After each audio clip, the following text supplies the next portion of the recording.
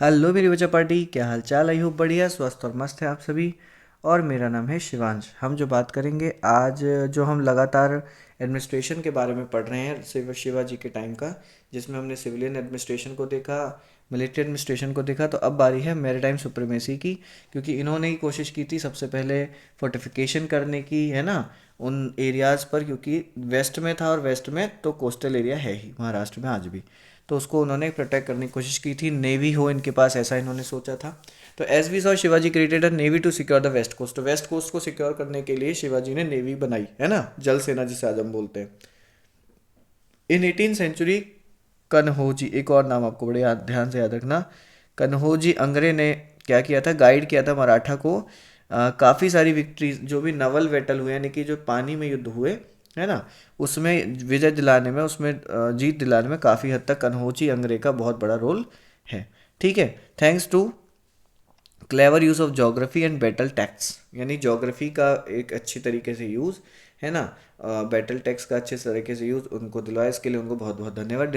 Despite the Maratha ships not being as technologically advance as a European ones. यहाँ तक कि अगर हम बात करें, इसके बावजूद कि जिन शिप्स के थ्रू वो लड़ाई कर रहे थे, वो शिप्स इतने एडवांस नहीं थे टेक्नोलॉजिकली जितने यूरोप के थे, उसके बाद भी उन्होंने जोग्राफ़ी का, उन्होंने बैटल टेक्स्ट का कान्होजी ने जितना अच्छे से यूज़ किया, वो काबिल तारीफ़ है, जिसके लिए उनको धन्यवाद है।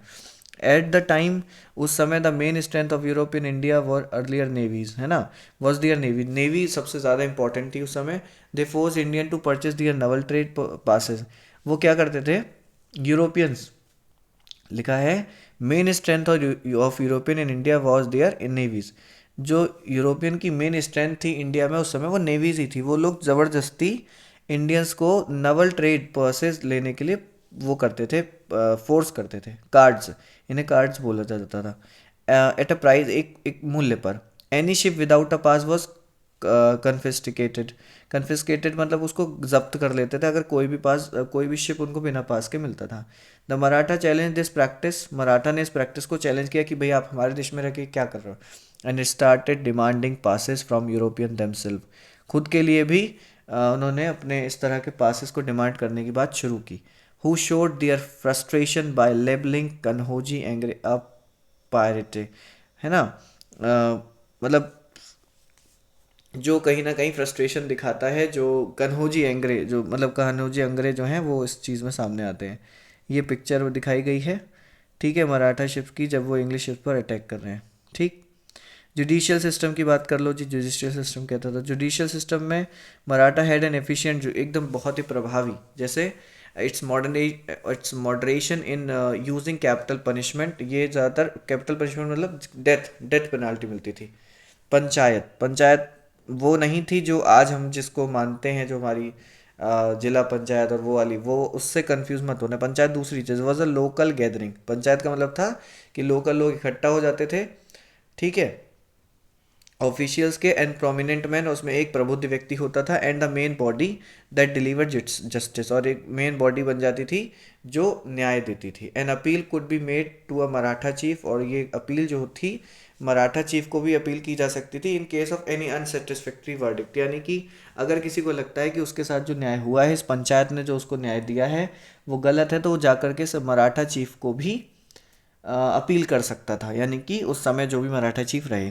इन वेरियस प्रोमिनेंट, इसके साथ साथ काफ़ी अलग चीज़ें भी थी, जैसे कि पुणे में, पुणे के शहरों में, है ना, इंदौर के शहरों में कोतवाल थे, पुलिस थी, was also deployed to ensure law and order within the city.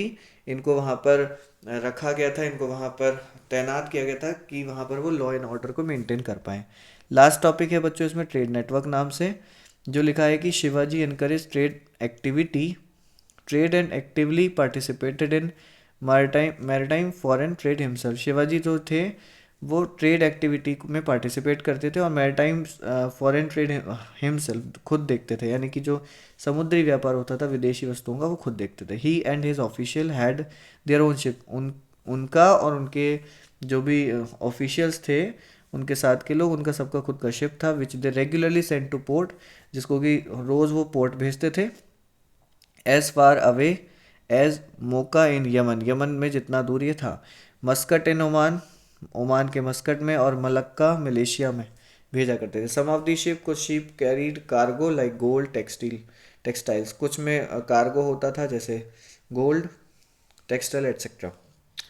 अगर मैं आगे बात करूँ रोड्स की वहाँ के, तो रोड्स कैसी होती थी, roads were constructed and maintain, roads को बहुत अच्छा रखा जाता था उस समय। In places such as Orissa, Orissa में बात करूँगा 18th सेंचुरी में, network of ferries was maintained for riverine transport के लिए यूज़ करते थे, है ना। ब्रिजेस भी बहुत सारे बनाए गए थे स्मॉल स्ट्रीम पर, छोटे छोटे पर, नदियों पर भी पुल बनाए गए थे, ताकि ब्रिज बनाए गए थे ताकि जो कम्यूट है वो आसान हो पाए। तो कल्चरल रिवाइवल की बात हम करेंगे नेक्स्ट सेशन में। यहाँ तक हमने अपना जो एडमिनिस्ट्रेशन का पोर्शन था शिवाजी के टाइम पर वो फिनिश कर लिया है। नेक्स्ट लेक्चर में हम ये कल्चरल रिवाइवल को पढ़ेंगे। So till then keep learning, keep watching. Thanks for attending the session.